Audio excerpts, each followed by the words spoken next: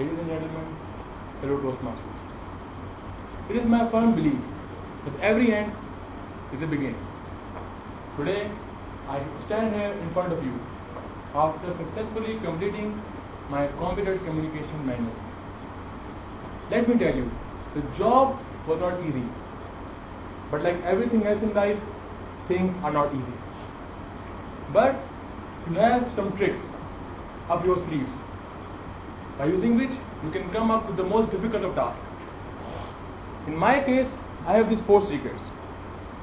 And I would like to share all of these with you and tell you how was I able to successfully complete this difficult task. My father always used to tell me that, son, life starts with the letter L.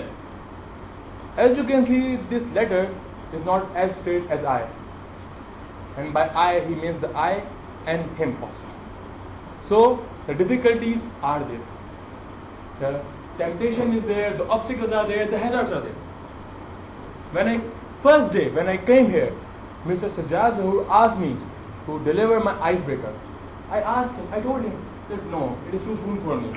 Let me first come twice or thrice and let me participate in the tabletop and then I will go for the icebreaker. But he said no. The only way to learn is to practically experience it. And then he pushed me or I jumped. But whatever the case was, I stopped. The difficulty again was there because as I've told you, L is not that straight.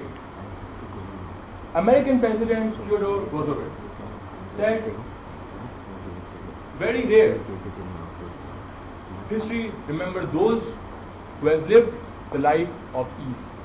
In other words, they are not worth remembering. So whenever there is a difficulty put in your face, you need to counter it with heavy stomach and a broad chest. Another topic, another secret was, once I was being taught how to drive a car. Of course, in the beginning, you are nervous, you are shaky, because whatever may the case be, first time is always the first time. So I was shaky, sweaty. My driver asked me, Sahabji, if you cannot enjoy driving, then start using bus. So I said, I know. This is the whole point, isn't it? Enjoying. So as I was making progress, after one thing after another, from icebreaker to project 2 to project 3 to audio visuals, to researching, to inspiring, to this and that, or to persuasion, I was enjoying along the way. Because if I wouldn't have enjoyed, then what was the point? This is the common case, midlife crisis. That one day we will suddenly realize that what I am doing here, wasting my life in this cubicle. I could have done more. I could have done less. I could have done something different. Again, the point being, you must enjoy. You should enjoy what you are doing. And that is how I did. I started enjoying. I started enjoying every speech. The comments, the evaluation, the videos, the blogs, the emails, everything came along the way. I made new friends. I even learned how to socialize. My good points were praised. My weaknesses were pointed out. I tried to come over them. And the journey was going on. Another point is regarding doubt. We are living in our country, and I love my country a lot. I am a very patriotic person. But now and then, questions are put before us. Are you a Sindhi or a Pakistani person? Are you a Muslim or a Pakistani person? Now, these kind of questions create doubts in your mind. But the answer was given to me by this teacher of international relations from Dhaka University. He once visited Karachi University, and while he was delivering his lecture, he shared this one event with us. That after the country of Bangladesh was newly born, people were arguing among themselves that are you a Bengali or a Bangladeshi? Since he was a student at that time, he took a form, went out and started asking people their opinions. That are you a Bangladeshi or Bengali? Are you a Bangladeshi or a Bengali? He then suddenly came across to this rickshaw driver. He asked him, sir, would you like to answer me one question? are you a Bangladeshi or a Bengali?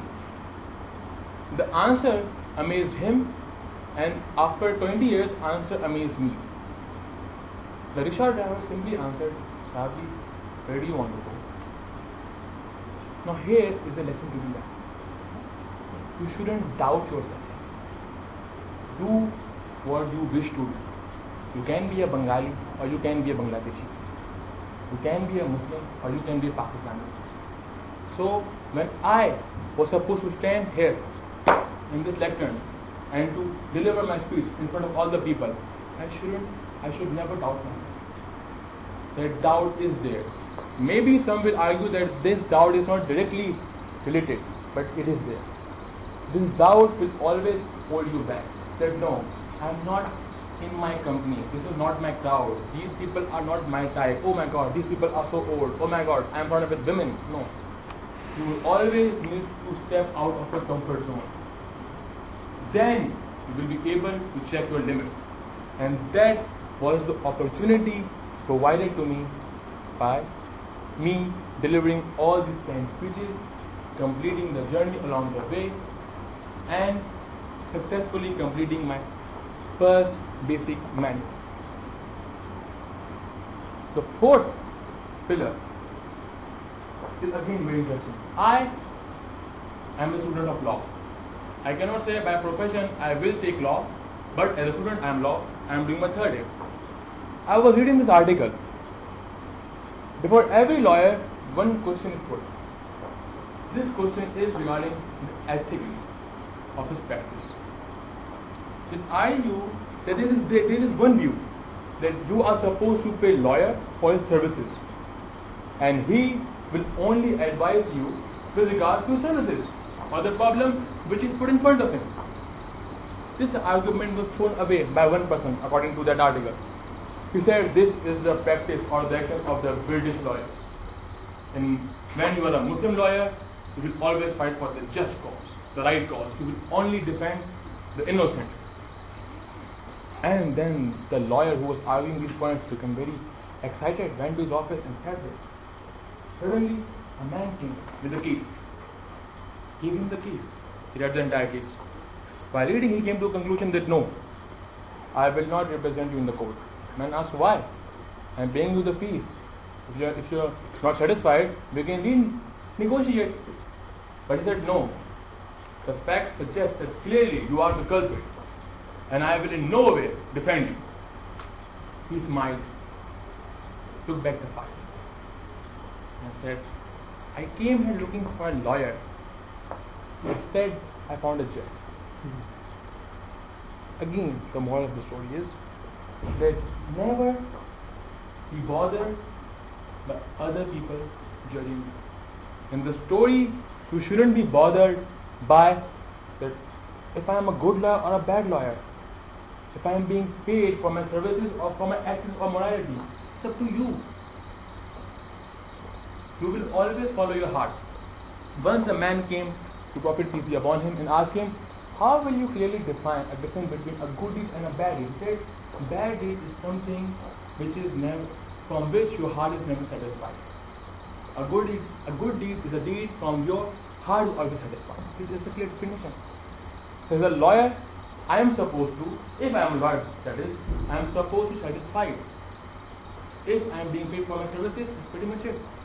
I don't have to go out and become a Muslim lawyer, or a good lawyer, or a fantastic lawyer. Same thing over, because my job is to be a lawyer, not to be a judge.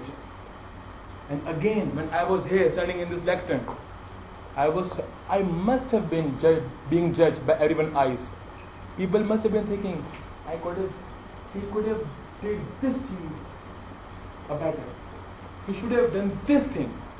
But again, he shouldn't be bothered. People will always judge you.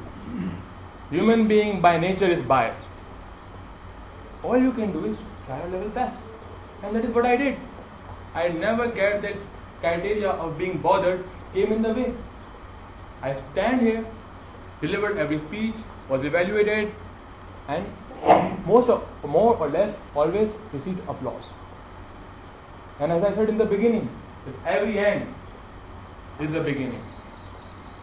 So now, after completing my first basic manual, I was handed 3 advanced manuals from the president, and this shows his confidence in me.